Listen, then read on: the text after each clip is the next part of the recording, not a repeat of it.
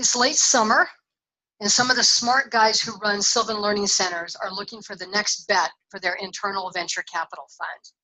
They catch wind of this virtual school thing that's happening in Florida and Pennsylvania and decide that they could do personalized technology facilitated learning outside the regular classroom better than anybody else. So they pull together a group of consultants and borrow me from another one of their venture funded startups that seems likely not to stay started. At this point, I give a special shout out to Holly Atwell here in the front row, who I was actually lucky enough to work with at the dearly departed MindSurf Ventures that preceded Connections, and who we ultimately lured over here to Connections twice, and you'll hear more about that in a little bit. My job back then was to figure out which states might allow us to start a virtual charter school.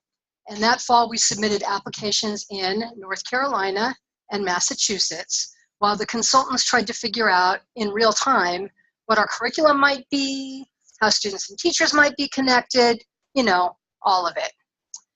Now, since TECA didn't launch until 2013 and North Carolina Connections Academy didn't launch until 2015, you can just see how overwhelmingly successful we were back in the fall of 2001.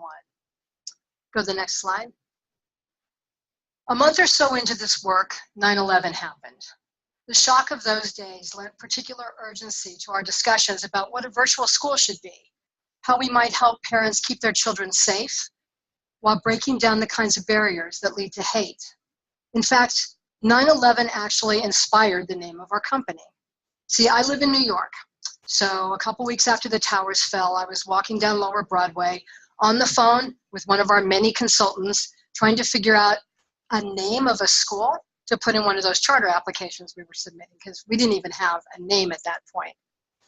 I was struck by the raw sense of unity on the streets that day, the feeling that we were now in a new world where we all needed to know one another and count on each other in ways we never did before. How about Connections, I said. New Connections Academy. Next slide, please. Of course, we had to go through a couple of iterations and some false starts. New Connections Academy, Freedom Partners, really, you guys, some of you who are old enough to remember may remember Freedom Fries. It was that time. And then finally, Star Child made its appearance. But it wasn't until January 2002 that things really began falling into place. Next slide. We had leads on opportunities in Wisconsin and Colorado.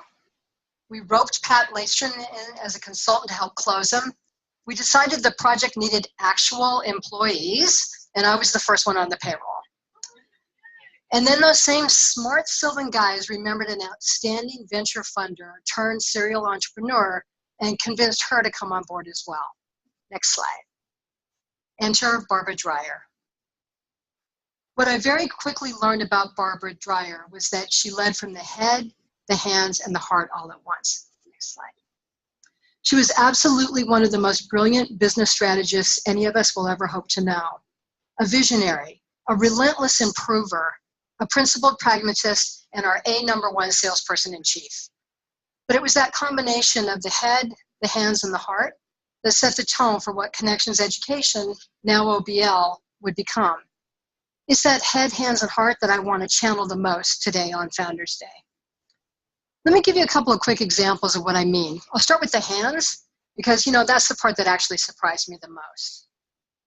Barbara was always focused on execution and operations, making the vision of virtual learning into something concretely excellent. In fact, the very first time she and I ever spoke, she introduced herself as the veteran chief cook and bottle washer. Until Ted Ox came on board in 2005, hey Ted, I think you're out there in the ether somewhere, Barbara did all the budgets for all of the schools and the budgets for the company as well. She was legendary for wrestling with issues from computer shipping to textbook permissions. But it was Barbara's hands-on commitment went way beyond that. Go to the next slide. One more after that. In Connections' first year, when we needed a way to convey what a virtual school was, she created a videotape starring her own daughters, Katie and Chrissy, and her longtime colleague, who had by that time joined us at Connections, Janet Marhefka. Next slide. When Barbara wanted to celebrate the diversity and hominess of our family school experience, she actually created a cookbook. Of course. Tom, when's your cookbook going to come out? It'll be about cheese rolling, 101.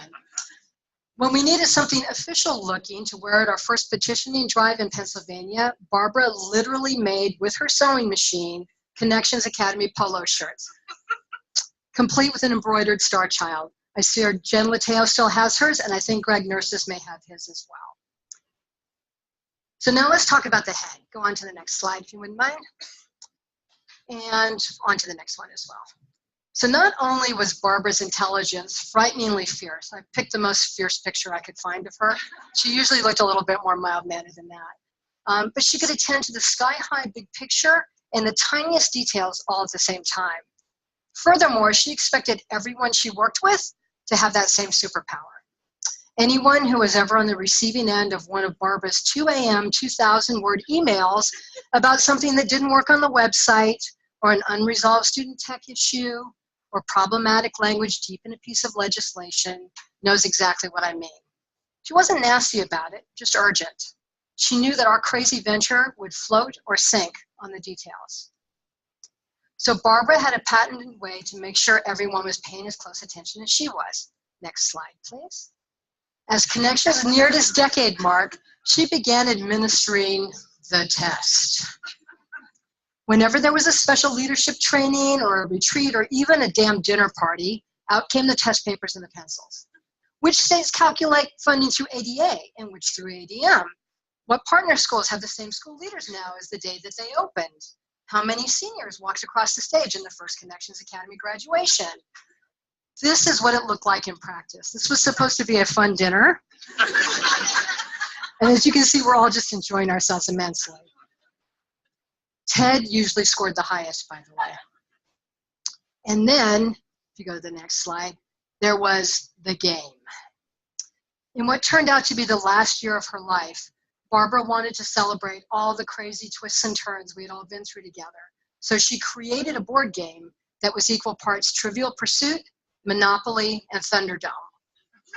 Everyone on the leadership team had to contribute questions. What's the difference between EBITDA and flow-through? Name all the regional accreditors. What language was the original Connexus coded in? Barbara somehow assembled it all into this massive board game with play money and game pieces that she assigned to all of us. Play lasted for about 3 hours at the final offsite retreat that we had with her in fall of 2013. Not quite sure who won that one, but it was probably Ted. Next slide. But it was Barbara's heart that mattered most. Her great big heart that balanced out her business head and guided her hands to comfort those in need. It was Barbara's heart that made Connections so much of what it is today. There were the major gestures that Barbara, go to the next slide, Barbara could make as the CEO of a startup that would be hard to pull off as a mature company with margins to meet and stakeholders to account to. Like the decision back in 2010 to subsidize Texas Connections Academy after the state changed its mind on funding and expansion, but the teachers had already been hired and an extra 1,000 students had already been enrolled. All those students, I think, were welcomed into International Connections Academy on full scholarship, costing about National Connections Academy, thank you, Bakari, which to the tune of about $3 million. Not sure if we could pull that off today. She also rallied the entire executive team to bankroll a foundation to help Connections families facing random hardships and disasters. She also just gave everybody the week off between Christmas and New Year's. But the gestures we remember most were more intimate, more personal. We go on to the next one. That's a kid. One more. All right. In addition to moving mountains, not a kid, definitely not a kid. In addition to moving mountains to serve all the families that came our way, Barbara had a habit of answering, actually if you could go back one, that'd be great, had a habit of answering individual parents' emails when they came across her desk and picking up the phone when they happened to have her number. She ended up in years-long pen pal relationships with some of these families, mentoring their kids into college and digging into her own pocket when tragedy struck. That compassion extended to everyone who worked at Connections as well. and only grew as she weathered the cancer that finally claimed her. Barbara would know just what to say today to buoy Claudia Burns during the illness of her partner and to console Ed Mason on the loss of his daughter. She's teaching us about all of those things still. I can feel it in this room and over the wire. Can't you? That spirit calls for a toast. In a moment, I'm going to call on a few of you to stand up and make your own Barbara-like toast. Doesn't have to be toast to Barbara, but Barbara-like toasts. And then Tom will take us out with his. But if you don't have something in your glass, we have cleverly situated bottles of the champagne of mineral water down at the end of your row. Fill up your glass and pass the bottle down.